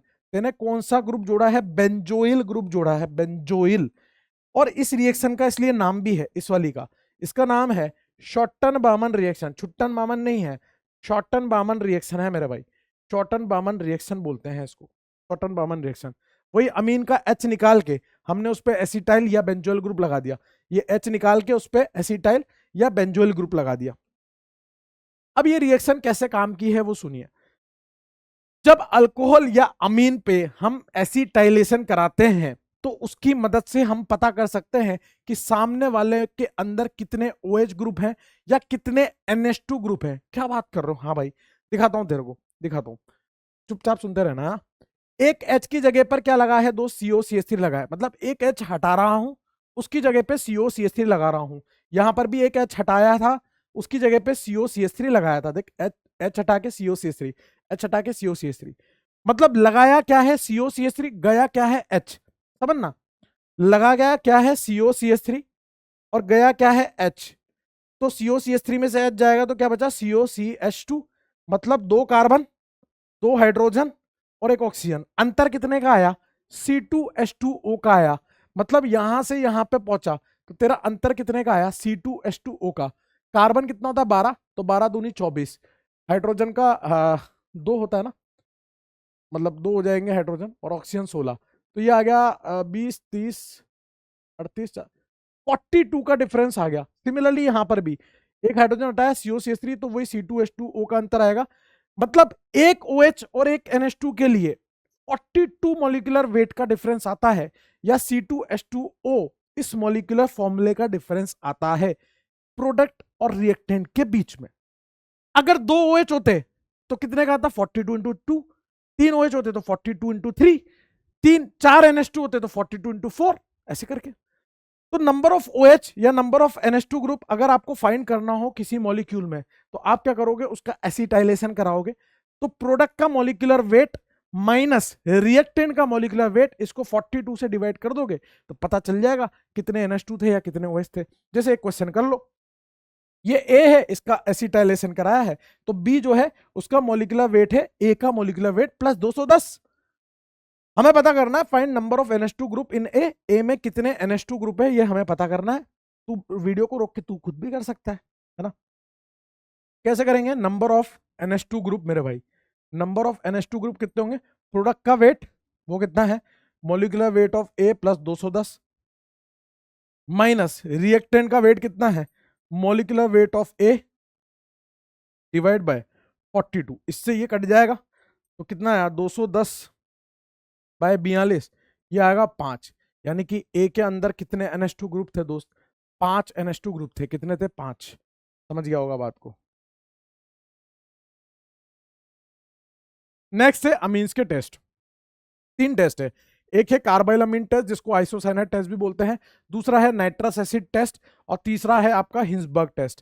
कार्बाइलामीन टेस्ट सिर्फ 1 डिग्री अमीन देता है, 2 डिग्री और 3 डिग्री नहीं देता। तो 1 डिग्री को 2 डिग्री और 3 डिग्री के लॉट से अलग करने के लिए हम कार्बाइलामीन का यूज करते हैं। नाइट्रस एसिड टेस्ट जो है 1 डिग्री, 2 डिग्री, 3 डिग्री में अलग अलग चीजें देता है, तो पता चल जाता है कौन सा 1 डिग्री, कौन सा 2 डिग्री, कौन सा 3 डिग्री। सिमिलरली हिंसबर्ग भी तीनों के साथ पता चल जाता है कौन 1 डिग्री, कौन 2 डिग्री, 3 डिग्री, ठीक है ना। तो only given by 1 degree amine. अब काम की बात सुन, यह आपका RNH2 है, क्लोरोफॉर्म प्लस KOH हीट। जैसे आपने रीमन टिमन रिएक्शन पढ़ी थी तो उसमें आपका कार्बिन जो था वो इलेक्ट्रोफाइल था, वैसे ही यहाँ पर भी डाइक्लोरोकार्बिन जो होता है वो आपका इलेक्ट्रोफाइल होता है। और ये RNH2 को किस में बदल देता है? आइसोसाइनाइड में, जिसकी फाउल स्मेल होती है, बदबूदार स्मेल होती है, बदबू आ गई नाक बंद कर लो, बदबू आ रही बहुत भयंकर, पंजेंट स्मेल होती है, फाउल स्मेल होती है। क्यों ये 1 डिग्री अमीन देते हैं, 2 डिग्री 3 डिग्री क्यों नहीं देते? बीच में इस तरह की स्पीसी बनती है जिसमें 2 हाइड्रोजन ऐसे और 2 Cl ऐसे, यहां से HCl, यहां से HCl, एक बॉन्ड पहले से है, HCl से एक और बॉन्ड, HCl से एक और बॉन्ड। अगर मान लो यहाँ R होता तो ये निकलता ही नहीं, HCl गैस बन के एक ही बॉन्ड बनता, तो आइसोसाइनाइड नहीं बन पाती, तो फाउल स्मेल नहीं आ पाती। बात समझ गया होगा कि क्यों 1 डिग्री अमीन देता है, क्योंकि 2 हाइड्रोजन की चाहत थी। अब कौन आइसोसाइनाइड टेस्ट देगा, मतलब कार्बाइल अमीन टेस्ट देगा, जो 1 डिग्री अमीन होंगे, पहचान नहीं सकता क्या? नाइट्रोजन से कितने कार्बन जुड़े हैं उस बात पे अमीन की डिग्री डिपेंड करती है। नाइट्रोजन से एक कार्बन 1 डिग्री, नाइट्रोजन से 2 कार्बन 2 डिग्री, नाइट्रोजन से 3 कार्बन 3 डिग्री, है तो पता है ना। नाइट्रोजन से एक कार्बन 1 डिग्री, नाइट्रोजन से एक कार्बन 1 डिग्री। ये एरोमेटिक वाला भी दे देगा क्या, हाँ हमें तो NH2 की चाहत है। ये 2 डिग्री है, नाइट्रोजन से 2 कार्बन, ये नहीं देगा, 3 कार्बन नहीं देगा, 2 कार्बन नहीं देगा, तो कौन देता है कौन नहीं देता, क्लियर होना चाहिए। नाइट्रस एसिड टेस्ट जो है 1 degree amine, 2 degree amine, 3 degree amine में क्या होता है वो देखिए आप। 1 डिग्री अमीन में जब नाइट्रस एसिड मतलब HNO2 डालते हो तो यहां से नाइट्रोजन गैस निकलती है, तो हमें बबल्स का एहसास होता है, बुड़बुड़ बुड़बुड़, समझ लो। 2 डिग्री अमीन में आप HNO2 डालोगे तो यहाँ पे बनता है yellow oily liquid, yellow oily liquid बनता है दोस्त। और 3 डिग्री अमीन में कुछ नहीं होता, कुछ नहीं होता। इसके लिए ट्रिक है नागिन। नागिन में Na, नागिन में Na क्या है दोस्त, Na है आपका nitrous acid, nitrous acid. G क्या है, गैस, नाइट्रोजन गैस। Y क्या है, yellow oily liquid, yellow oily liquid. और N क्या है, नो रिएक्शन, नो रिएक्शन। ये 1 डिग्री, ये 2 डिग्री, ये 3 डिग्री, इसलिए नागिन, नागिन इसको अपन ने नाम दे दिया। तो ट्रिक देख लो आप, ये है आपका 1 डिग्री अमीन, ये HNO2 की शक्ल है, तो यहां से आपकी दारू बनती है, नाइट्रोजन गैस बनती है और पानी बनता है, ROH, N2 और H2O, इस तरह से। अब HNO2 को इस तरह से रखा हुआ है, अपने को क्या, अपने को पानी निकालना है। ये 2 डिग्री अमीन था, नाइट्रोजन से 2 कार्बन, यहां से क्या बना, RNR, N double bond O, यही होता है आपका येलो ऑयली लिक्विड। मतलब सरसों का तेल देखा आपने, वैसा पीले रंग का होता है। और 3 डिग्री में कोई H ही नहीं है, अपने को पानी निकालना था, निकल ही नहीं पाएगा। तो आपके पास 3 टेस्ट ट्यूब है, 1 डिग्री, 2 डिग्री, 3 डिग्री, हमें नहीं पता किसमें क्या है। हमने तीनों में HNO2 डाला, एक में बुड़बुड़ बुड़बुड़, तो वो 1 डिग्री है, नाइट्रोजन गैस। एक में येलो कलर का लिक्विड बन जाए तो 2 डिग्री है, और एक में कुछ ना हो तो वो 3 डिग्री है, समझ गए। नागिन इसकी ट्रिक है। हिंसबर्ग टेस्ट में एक हिंसबर्ग रिएजेंट होता है, वो होता है बेंजीन सल्फोनिल क्लोराइड। इसको क्या बोलते हैं, बेंजीन सल्फोनिल क्लोराइड। पता होना चाहिए आपको जेई मेंस के हिसाब से, benzene sulphonyl chloride Hinsberg reagent. ये क्या है आपका, HR बोले तो हिंसबर्ग रिएजेंट, ऋतिक रोशन नहीं है, हिमेश रेशमिया भी नहीं है।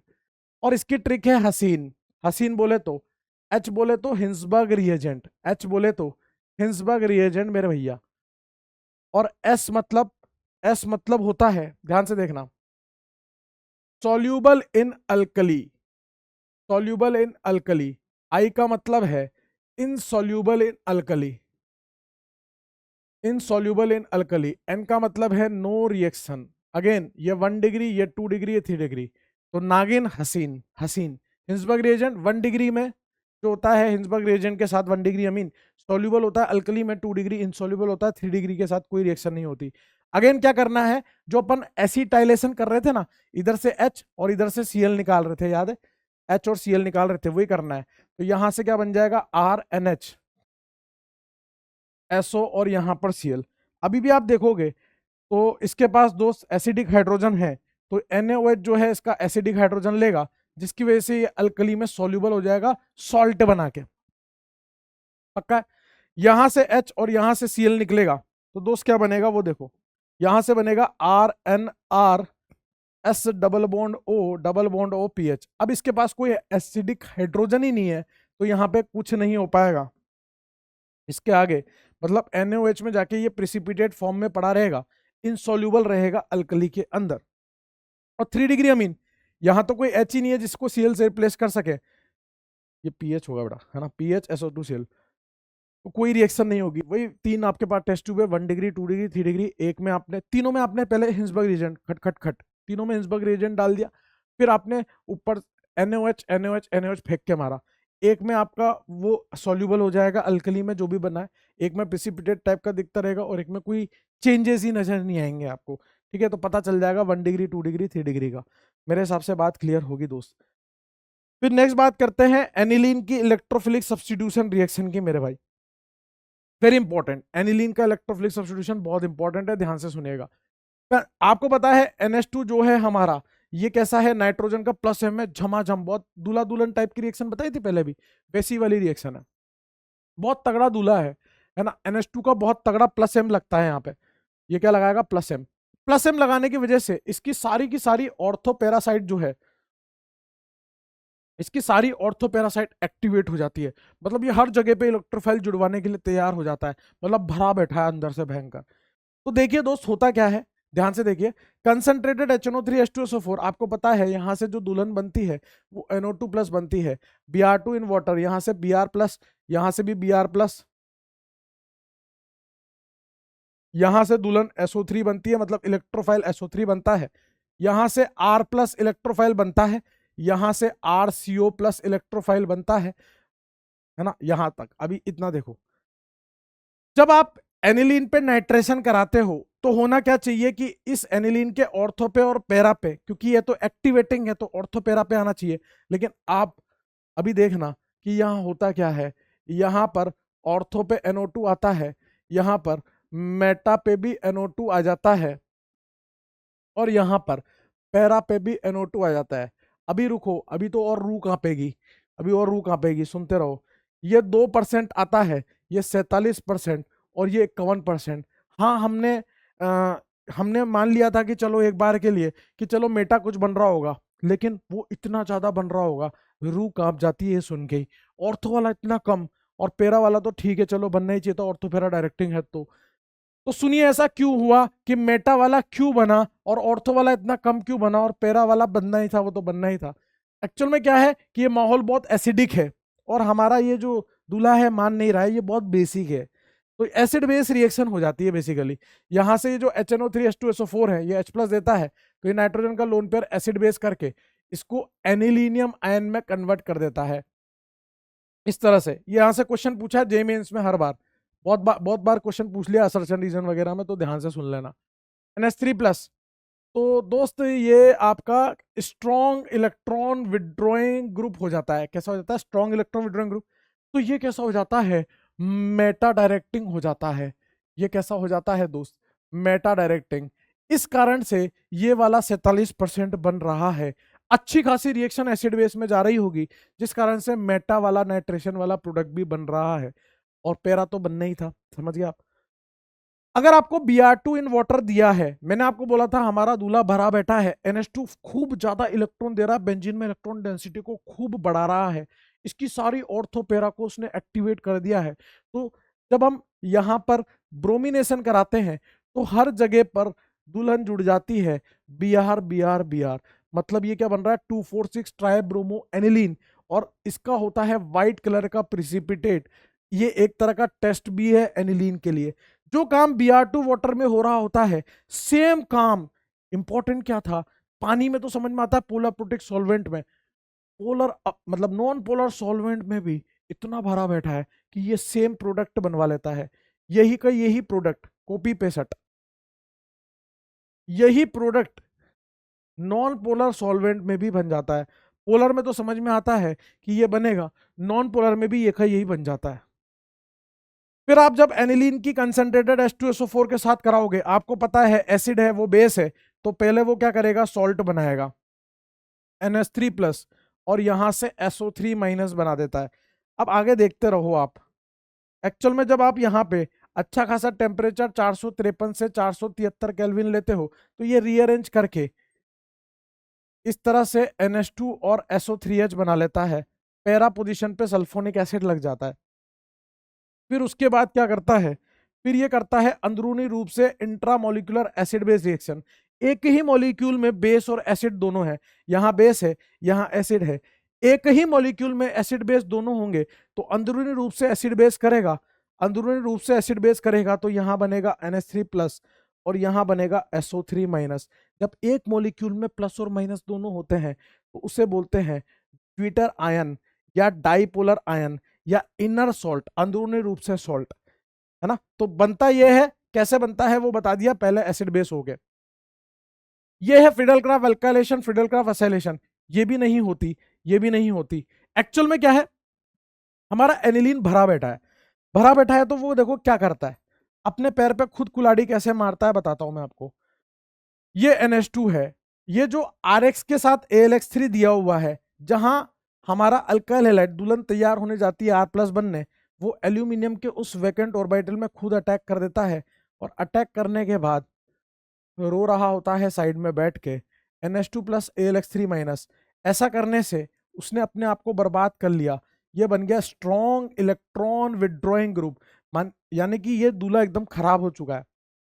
मतलब ये इलेक्ट्रोफाइल एकदम पुअर हो, सॉरी न्यूक्लियोफाइल एकदम पुअर, बेंजीन में से इलेक्ट्रॉन चूस चुके हैं।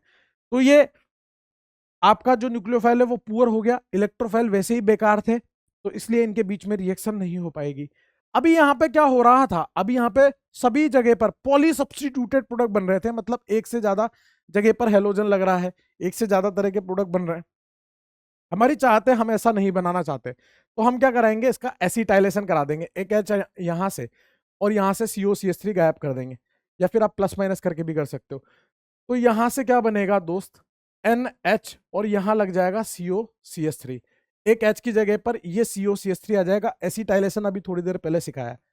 अब इससे हुआ क्या, पहले नाइट्रोजन की मोहब्बत पूरी पूरी बेंजीन के साथ चल रही थी, अब मोहब्बत बढ़ चुकी है, मतलब इसका +M इसके +M से कम हो चुका है, कम हो चुका है, तो बस अब ऑर्थो या पैरा पे जुड़वाएगा, मतलब मोनो सब्स्टिट्यूटेड प्रोडक्ट ही बनाएगा, पॉली वाला नहीं बनाएगा।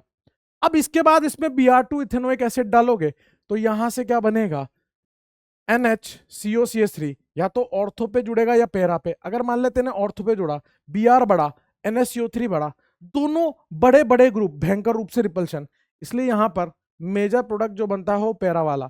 लेकिन दोस्त अभी बात खत्म नहीं है, ये एनिलीन थोड़ी ना बना है, ये तो एसिटाइलेशन वाला प्रोडक्ट है। इसका हम हाइड्रोलिसिस करते हैं, इसमें पानी डालते हैं, पानी डालने के बाद ये H और ये OH, delta plus delta minus वाली बात है, H पे प्लस OH पे माइनस, तो इसको इसको, तो यहां से आपका बनता है para bromo aniline. Para bromo aniline मतलब आपको मोनो सब्स्टिट्यूटेड चाहिए तो आपको पहले एसिटाइलेशन कराना पड़ेगा, उसके +M को कम करना पड़ेगा, वरना पॉली सब्स्टिट्यूटेड बन जाएंगे। ठीक है, फिर इसी तरह से कंसंट्रेटेड HNO3H2SO4 करोगे तो इतने सारे जो बन रहे थे वो सब अब नहीं बनेंगे। अभी क्या बनेगा, यहां पर NHCO, ये CH3 था, अरे उधर लिख ले चाहे इधर लिख ले, एक ही बात है। इस पे वो NO2+ जो है अब अटैक करेगा, तो कहां करेगा, पैरा पोजीशन पे, आई एम सॉरी, यहां पर पैरा पोजीशन पे, ऑर्थो पे तो रिपल्सन आता तो पैरा पे करेगा, पैरा पे करेगा। अब इसका क्या कराएंगे, हाइड्रोलिसिस, हाइड्रोलिसिस कराओगे दोस्त तो यहाँ H, और आप समझ गए होंगे यहाँ H और यहाँ OH करोगे तो यहाँ से पैरा नाइट्रो एनिलीन बन जाएगा। सारी की सारी रिएक्शन आपके सामने लिखी हुई है, देख लीजिए दोस्त, है ना, सारा कच्चा चिट्ठा आपके सामने लिखा हुआ है, क्या देता है क्या नहीं देता, एक चार्ट में लिखा हुआ है। ये थी इलेक्ट्रोफिलिक सब्स्टिट्यूशन रिएक्शन, जहां इलेक्ट्रोफाइल का अटैक करवा देते। अब न्यूक्लियोफिलिक सब्स्टिट्यूशन रिएक्शन की बात करेंगे, उसमें पहले method of preparation of benzene diazonium salt. Benzene diazonium salt कैसे बनता है, ये है आपका एनिलीन, और एनिलीन की रिएक्शन हम NaNO2+ HCl के साथ कराते हैं, या फिर HNO2 भी ले सकते हो, लेकिन हाथों हाथ बना हुआ इन सीटू, मतलब हाथों हाथ फ्रेशली प्रिपेयर्ड चाहिए 0 से 5 डिग्री सेल्सियस पे, तो ये NH2 जो है वो N2+ में कन्वर्ट हो जाता है इससे, HNO2 से। अब ये 0 से 5 डिग्री बहुत इंपॉर्टेंट है, यहां से भी जे मेंस में क्वेश्चन आ रखा है असर्शन रीजन वाला, कि भाई 0 से 5 डिग्री क्यों लिया, क्योंकि ये पाई सिग्मा पाई यहां रेजोनेंस चल रहा है, जिसकी वजह से कार्बन नाइट्रोजन के बीच में पार्शियल डबल बॉन्ड कैरेक्टर आ रहा है। इस कारण से, रेजोनेंस के कारण से जो पार्शियल डबल बॉन्ड कैरेक्टर आ रहा है, उस वजह से ये बेंजीन डाइजोनियम स्टेबल है, लेकिन कब तक, 0 से 5 डिग्री तक। हल्का सा टेम्परेचर और बढ़ाओगे तो N2 दुनिया का सबसे तगड़ा लिविंग ग्रुप है, तुरंत रवाना हो जाएगा, ध्यान रखें। तो बेंजीन डाइजोनियम सॉल्ट केवल 0 से 5 डिग्री तक ही है। HNO2 का मतलब NaNO2HCl ही है, Na+NO2- H+Cl-, प्लस को माइनस दे दो तो NaCl, NO2 और H+ जुड़ेंगे तो HNO2, एक ही बात है। न्यूक्लियोफिलिक सब्स्टिट्यूशन रिएक्शन, इससे पहले वाली कौन सी थी, इलेक्ट्रोफिलिक सब्स्टिट्यूशन रिएक्शन, जहां पर इलेक्ट्रोफाइल जो था वो जिसमें इलेक्ट्रॉन नहीं थे, तो वहां दुल्हन थी इलेक्ट्रोफाइल, है ना, यहाँ पे हमारी दुल्हन है न्यूक्लियोफाइल, और अब की बार दुल्हन जो है वो दहेज लेके आई है, अब की बार इलेक्ट्रॉन लेके आई है। देख लो आप, पहले कैसी थी इलेक्ट्रोफाइल, इलेक्ट्रॉन नहीं थे, खाली याद आई थी। अब दुल्हन जो है वो दहेज लेके आई है, इलेक्ट्रॉन लेके आई है। तो ये जो न्यूक्लियोफाइल है ये बेंजीन डाइजोनियम पे क्या करता है, यहाँ पे अटैक करेगी और यहाँ से पाई बॉन्ड को तोड़वा देगी। तो ऐसी सिचुएशन में होता क्या है, पाई पाई पाई, यहाँ पर ये N2+ और यहाँ न्यूक्लियोफाइल और यहाँ माइनस, थोड़ी देर के लिए बेंजीन की एरोमेटिसिटी चली जाती है, इसीलिए ये स्लो स्टेप, और आप इसको RDS भी बोल सकते हो। और फिर उसके बाद क्या होगा दोस्त मेरे, ये माइनस वापस पाई बॉन्ड बनाएगा, और N2 दुनिया का सबसे तगड़ा लिविंग ग्रुप है, N2 यहां से रवाना होगा और यहां पर N2 की जगह पे न्यूक्लियोफाइल सब्स्टिट्यूट हो जाएगा। इससे बहुत सारी रिएक्शंस निकलती है, बहुत सारी। आइए उन बहुत सारी रिएक्शंस को देखते हैं बेंजीन डाइजोनियम की, जिसमें न्यूक्लियोफाइल बदलते रहेंगे, जैसे वहां इलेक्ट्रोफाइल बदलते थे, नाइट्रेशन में NO2+, ब्रोमिनेशन में Br+, फिर अल्काइलेशन में R+, वैसे यहाँ पे अब न्यूक्लियोफाइल बदलेंगे और N2 की जगह पे उसको सब्स्टिट्यूट करेंगे। आइए दोस्त, ये रहा बेंजीन डाइजोनियम। इसकी रिएक्शन Cu2Cl2 HCl हीट के साथ करा सकते हैं, Cu2Br2 HBr हीट के साथ करा सकते हैं, CuCN HCN हीट के साथ करा सकते हैं, कॉपर HCl हीट के साथ करा सकते हैं, कॉपर HBr हीट के साथ करा सकते हैं, सब याद करना पड़ेगा। Ki हीट के साथ करा सकते हैं, HbF4 ले सकते हो, फिर हीट कर सकते हो, HbF4 ले सकते हो, और NaNO2 कॉपर हीट कर सकते हो। ठीक है ना, देखते रहना आप, है ना। आप ले सकते हो H3PO2, यहाँ जगह मेरे को ज्यादा चाहिएगी, यहाँ लेता हूँ H3PO2। H3PO2 आप ले सकते हो इथेनॉल, और आप ले सकते हो पानी, है ना, इथेनॉल हीट, H3PO2 हीट और पानी हीट। ठीक है दोस्त। अब देखो यहां से जो बनेगा वो क्या बनेगा, यहां से जो न्यूक्लियोफाइल आएगा Cl-, यहां से Br-, यहां से Cn-, यहां से Cl-, यहां से Br-, यहां से I-। अब सुनना, N2 की जगह पर ही तो हमें न्यूक्लियोफाइल लगाना होता था, तो यहां से क्या बनेगी, क्लोरोबेंजीन, यहां से ब्रोमोबेंजीन, यहां से बेंजोनाइट्राइल, यहां से क्लोरोबेंजीन, यहां से ब्रोमोबेंजीन, यहां से आयोडोबेंजीन बनेगी। अब सुनते रहो, ये जो 3 रिएक्शन है इसको बोलते हैं सैंड मेयर रिएक्शन। इन सबका नाम क्या है, सैंड मेयर रिएक्शन है। ये जो 2 रिएक्शन है इनका नाम है गाटरमान रिएक्शन मेरे भाई, गाटरमान रिएक्शन नाम है। इस रिएक्शन का कोई नाम नहीं है, आपकी मर्जी पड़े जो नाम रख लेना।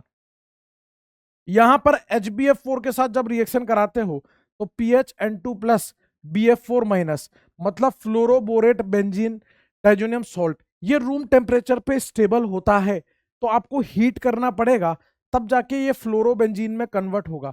ये जो फ्लोरोबोरेट का सॉल्ट है रूम टेम्परेचर पे स्टेबल होता है। इस रिएक्शन का नाम भी है, इस रिएक्शन को बोलते हैं बाल्ज-शिमान रिएक्शन। क्या बोलते हैं, बाल-शिमान रिएक्शन बोलते हैं मेरे भाई, बाल-शिमान रिएक्शन। HbF4 के साथ कराओगे तो यहां बनेगा PHN2+ BF4-, fluoroborate benzene diazonium salt जो रूम टेम्परेचर पे स्टेबल है। आप जब इसको NaNO2 कॉपर हीट करोगे तो यहां से PHNO2 यानी कि नाइट्रोबेंजीन बनेगी दोस्त, नाइट्रोबेंजीन। बात समझ गए। फिर H3PO2 के साथ करोगे तो यहां से बनता है बेंजीन और साथ में बनता है H3PO3। सिमिलरली इथेनॉल के साथ करोगे तो यहां से बेंजीन और यहां से इथेनॉल बनेगा। अब ये दो जो रिएक्शन है, आप देखो N2 की जगह पर क्या लगा है, H लगा है, यहां पर भी देखोगे तो N2 की जगह पे H, और H3PO2 से H3PO3, इथेनॉल से इथेनॉल। मतलब क्या हो रहा है, इसका तो रिडक्शन H गेन हो रहा है, इसका ऑक्सीडेशन, तो एक का रिडक्शन एक का ऑक्सीडेशन, ये है आपकी रेडॉक्स रिएक्शन। ये दोनों आपकी रेडॉक्स रिएक्शन है। जब आप पानी के साथ कराओगे तो यहां से बनेगा फिनॉल। क्या बनेगा, फिनॉल। उसके बाद यहाँ पे कुछ कपलिंग रिएक्शंस भी होती हैं, मैं यहीं के यहीं बता रहा हूँ, देख लीजिए। जो काम काम की कपलिंग रिएक्शन है, फिनॉल के साथ, है ना, और एनिलीन के साथ, फिनॉल और एनिलीन के साथ। फिनॉल के साथ जो होती है वो माइल्ड बेसिक मीडियम में होती है, हल्का फुल्का बेसिक मीडियम चाहिए होता है। एनिलीन के साथ माइल्ड एसिडिक मीडियम में होती है, हल्का फुल्का एसिडिक मीडियम चाहिए होता है, मतलब पीएच थोड़ा सा 7 से कम चाहिए होता है। इसकी जो पैरा पोजीशन है वहां पर अटैक होता है। ये जो नाइट्रोजन का लोन पेयर है ऑर्थो पैरा, समझ गया आप, ऑर्थो पैरा डायरेक्टिंग है। और ये क्या है, इलेक्ट्रोफाइल है। इलेक्ट्रोफाइल है तो ये N2 प्लस जो है ये यहां से पीछे से, समझ रहे हो ना, इसके लिए भी ऑर्थो पैरा। तो यहां से क्या बनता है, PH N double bond N, और यहां पर बेंजीन और OH। यहां पर क्या बनता है, PH N double bond N, यहां पर बेंजीन और यहां पर OH। इसका मैं चेंज कर देता हूं कलर, ये ऑरेंज कलर का होता है दोस्त, ये ऑरेंज कलर की डाई बनती है, ऑरेंज डाई, क्योंकि यहां से लेकर यहां तक रेजोनेंस है, और रेजोनेंस होगा तो इलेक्ट्रॉन चलेंगे, इलेक्ट्रॉन चलेंगे तो कुछ ट्रांजिशंस होंगे जो कलर जनरेट करते हैं। और ये जो होती है नीचे वाली, ये येलो कलर की डाई होती है, येलो डाई। अच्छा सॉरी, यहाँ NH2 आएगा, यहाँ पर NH2 आएगा। अब NH2 को लिखते तो कैसे लिखते, HH, मतलब ये Y टाइप का बन रहा है, Y फॉर येलो ऐसे याद रख सकते हो, और O फॉर ऑरेंज ऐसे याद रख सकते हो, है ना। इसको बोलते हैं para amino azo dye, para amino azo dye, para hydroxy azo dye, para amino azo dye और पैरा हाइड्रोक्सी एजो डाई करके बोल सकते हो। एक और बता देता हूँ यहीं पे, वैसे वो इतना इंपॉर्टेंट भी नहीं है लेकिन ठीक है, देख लीजिए, यहां पर बता देता हूँ इस जगह पर। इस तरह से नेफ्थोल दिया होता है आपको, बीटा नेफ्थोल, ये आपका बीटा नेफ्थोल है।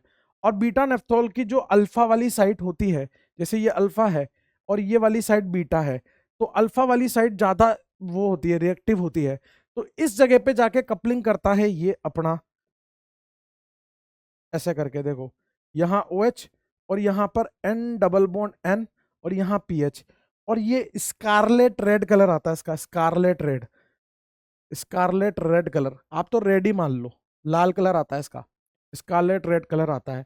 बीटा नेफ्थोल की अल्फा साइट ज्यादा स्टेबल होती है, जब आप इसमें तोड़ोगे ना प्लस माइनस, तो एक में 7 रेजोनेटिंग स्ट्रक्चर, एक में 6 रेजोनेटिंग स्ट्रक्चर आती है, तो इसलिए अल्फा वाली साइड ज्यादा आपकी वो होती है, मतलब रिएक्टिव होती है। स्कारलेट रेड, ये 3 तरह की डाई आपको ध्यान रखनी है। स्कारलेट रेड, O से ऑरेंज, ये वाई जैसा दिख रहा है, तो येलो डाई, ये माइल्ड बेसिक मीडियम, ये माइल्ड एसिडिक मीडियम, और ये बीटा नेफ्थोल के साथ ये अल्फा और ये बीटा, ठीक है। ये पूरा एक ही कच्चे चिट्टे पे आ गया। आगे बढ़ते हैं, कुछ नाइट्रोबेंजीन के रिडक्शन है वो बता रहा हूं आपको। नाइट्रोबेंजीन का रिडक्शन होता कैसे है, पहले वो सुनिए आप। नाइट्रोबेंजीन का रिडक्शन, ये है आपका नाइट्रोबेंजीन। नाइट्रोबेंजीन पे अगर आप सिर्फ 2 हाइड्रोजन डालते हो, मान लो आपने कुछ आइटम लिया जिससे आप 2 ही हाइड्रोजन प्रोड्यूस कर पा रहे हो, तो एक हाइड्रोजन इस तरह से टूट जाता है, देखो ये दोनों हाइड्रोजन इधर चल जाते हैं, पानी निकल जाता है, तो आपका नाइट्रोसोबेंजीन बनता है। मान लो आपके पास 2 हाइड्रोजन और आ गए कहीं से, तो 2 H और दे दीजिए, तो ये NHOH, मतलब एन फिनाइल हाइड्रोक्सिल अमीन बन जाएगा, है ना, एन फिनाइल हाइड्रोक्सिल अमीन। फिर आपके पास 2 H और आ गए, तो यहां से जाके फिर ये एनिलीन बनता है। मतलब मेरे को यहां से यहां तक पहुंचने के लिए कितने हाइड्रोजन चाहिए, 6 हाइड्रोजन चाहिए, तब जाके मैं यहां से यहां पहुंचूंगा। अगर मेरे पास 4 हाइड्रोजन है मैं यहीं रुक जाऊंगा, 2 हाइड्रोजन है मैं यहीं रुक जाऊंगा। सुनते रहना, काम की बात है, ये सब आपको ध्यान रखनी पड़ेगी। ये वाली कहानी है एसिडिक मीडियम की, ये वाली पहली वाली रिएक्शन जो है वो एसिडिक मीडियम की कहानी है, ठीक है। और ये कहानी जो है वो न्यूट्रल मीडियम की है, न्यूट्रल मीडियम है, न्यूट्रल मीडियम, तो कहानी। और ये कहानी जो है वो बेसिक मीडियम की कहानी है, बेसिक मीडियम की। तीनों मीडियम में हम नाइट्रोबेंजीन का रिडक्शन कर सकते हैं। अगर आपको 6 हाइड्रोजन मिल गए, टिन प्लस HCl, टिन आपको भर भर के इलेक्ट्रॉन दे देगा, HCl आपको भर भर के H प्लस दे देगा, H प्लस और इलेक्ट्रॉन मिलके आप टिन प्लस HCl ले सकते हो, आयरन प्लस HCl ले सकते हो, लिथियम एल्यूमिनियम हाइड्राइड ले सकते हो, H2 निकल ले सकते हो। सबसे आप नाइट्रोबेंजीन जो पहली रिएक्शन पड़ी थी ना, वो सबसे आप PHNH2 मतलब aniline, lithium aluminium hydride, H2 निकल, और टिन HCl, आयरन HCl और जिंक HCl, इतना आइटम ले सकते हो एसिडिक मीडियम में, तो आपका एनिलीन बन जाएगा। अगर आप जिंक के साथ NH4Cl लेते हो या आयरन के साथ पानी लेते हो, तो जिंक NH4Cl आपको सिर्फ 4 हाइड्रोजन दे पाता है, और आपको ये ध्यान रखना पड़ेगा भाई, है ना। अभी इतना समय नहीं है कि ये सब बता पाए, तो 4 हाइड्रोजन पे आप एन फिनाइल हाइड्रोक्सिल अमीन पे पहुंचोगे, तो ये एन फिनाइल हाइड्रोक्सिल अमीन बन गया। 2 हाइड्रोजन मिलेंगे तो आप नाइट्रोसोबेंजीन पे पहुंचोगे, वो रहा नाइट्रोसोबेंजीन, ये नाइट्रोसोबेंजीन बन गया। ये न्यूट्रल मीडियम की कहानी है। फिर आप नाइट्रोबेंजीन पे SnCl2QH बेसिक मीडियम पे आ गए। अब आपके पास 8 हाइड्रोजन मिल रहे हैं, 8 हाइड्रोजन लेकिन बटे हुए हैं। दिखाता हूं आपको कैसे। आपने 2 नाइट्रोबेंजीन पकड़ी, 8 हाइड्रोजन पकड़े, आपको पानी के मॉलिक्यूल निकालने हैं। एक ऑक्सीजन कितने हाइड्रोजन खाएगा? 2 हाइड्रोजन। तो 2 ऑक्सीजन कितने खाएगा? 4। इधर के 2 ऑक्सीजन कितने खाएगा? 4। तो 4 और 4 कितने हो गए? 8 कुल मिला के। आप समझ गए होंगे। यहां से ये 4 मोल वाटर मॉलिक्यूल निकलेंगे, 4 मोल वाटर मॉलिक्यूल निकलेंगे, है ना। और ये बन जाएगा Ph N double bond N Ph. अगर 8 हाइड्रोजन दिए, अगर आपको 10 दे दे, 10 हाइड्रोजन मतलब 2 हाइड्रोजन और बढ़ा दे, तो आप यहां से एच एच करके इसको काट दो और पीएच एनएच एनएच पीएच बना दो। आओ इधर देखो, अगर आपको SnCl2 प्लस QH दे रखा है तो वो 8 हाइड्रोजन देता है और ये बनता है एजोबेंजीन। अगर जिंक प्लस NaOH दिया हुआ है तो वहां से आपको 10 हाइड्रोजन मिल जाते हैं। 8 के लिए तो यहां तक पहुंचे थे 2 मॉलिक्यूल लेके, और उसमें एच एच जोड़ दोगे तो ये बन जाएगा हाइड्रा एजोबेंजीन। ये एजो था, ये हाइड्रा एजोबेंजीन बन गया, हाइड्रो एजोबेंजीन।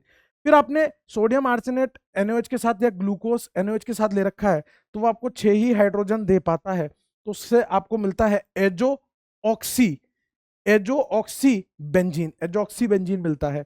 ठीक है ना। एजो ऑक्सी बेंजीन का भी जुगाड़ है अपने पास, देख लीजिए आप। 6 हाइड्रोजन है, आपको पता है एक ऑक्सीजन कितने 2 हाइड्रोजन खाता है, तो 2 4 तो इधर खा जाएगा और एक ऑक्सीजन इसके 2 खा जाएगा। तो यहां से आप पानी निकाल दीजिए, 3 मोल वाटर निकाल पाएंगे आप। इसके 2 ऑक्सीजन, इसके 4 हाइड्रोजन खा जाएंगे, इसका एक ऑक्सीजन, इसके 2। तो ऐसे करके Ph N double bond N O और ये पीएच बन जाएगा। समझ गए आप दोस्त। ये कहानी थी, ये कहानी थी मेरे भाई, पूरी पूरी जो नाइट्रोबेंजीन का रिडक्शन था, एसिडिक, न्यूट्रल और बेसिक मीडियम की कहानी थी।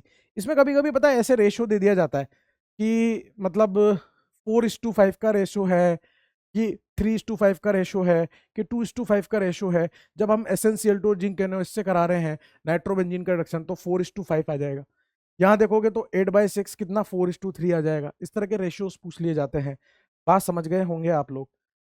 ठीक है। ये आपका पूरा अमीन्स चैप्टर था जिसमें अपन ने कुछ नहीं छोड़ा। कुछ रिएक्शन है जैसे कर्टियस, लोजन, शिमिट, वो इतनी इंपॉर्टेंट नहीं होती है, तो माइंड मैप में बताने लायक नहीं है। बात समझ गए। जो भी इंपॉर्टेंट रिएक्शंस थी मेनली फॉर जेई मेंस, वो मैंने आपको सारी बता दी। जे एडवांस में तो फिर अलग ही चीजें हैं, बहुत सारी चीजें हैं। ठीक है ना। तो ठीक है, लेकिन मोस्ट ऑफ द रिएक्शन हम लोग कवर कर चुके हैं। ठीक है। तो इसके साथ में आपको एक इम्पॉर्टेंट गहरी बात और कहना चाह रहा था कि सर्दियां बहुत बढ़ रही है, तो सर्दियों से बचने का एक उपाय बता देता हूँ।